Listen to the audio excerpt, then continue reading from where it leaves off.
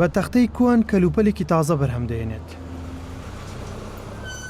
پاش ماوە فڕێدراوەکان دەکاتەوە بە بەرهەمێکی نوێ.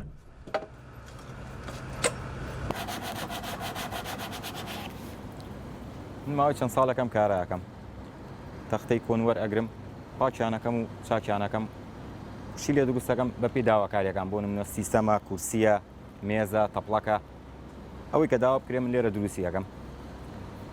ئەم ئیشەی من هەم سوودێکی مادی هەیە بۆ من هەم سوودێکی شێ بۆ ژینگەکە نایڵە ژینگەکانمان پیس ببێت و هەست کەسێکیش دارەکە هیوادارم ئەو دارانە فڕێ نەدرێ بهێنرێت هەم سوودەکە بۆ منە و هەم بۆ ئەوانیشە.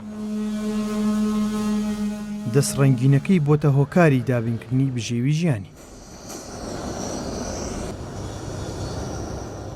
کارەکەم کارێکی باشە ئەتوانم بژێوی خۆمی پێ بەدابین بکەم. کرێ خان و کرێ دوکان هەلە سەرم ئیشەیە سپاس بەخوای گەورە. ئیشەکەم وە بەتەمام ئینشاڵڵا شوێنێکی گەورەتر بگرم و پەرەی پێ بم و چەند کەسێکیش لای خۆم دابنێم هەتا ئەوانی سوودمان بدن لە ئیشەکەم.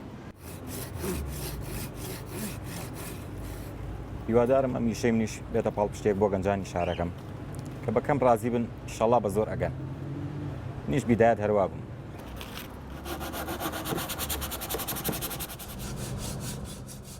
بە تەختەی کۆن کورسی و مێز و سیسەم و چەندین کاری جوانکاری ماڵان دروست دەکات.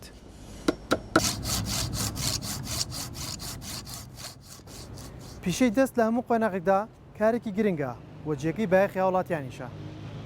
ئەوە تا پیشەوەرێک لە ڕێگەی پیشەکەی خۆیەوە بژێوی ماڵ و منداڵەکەی دابین دەکات.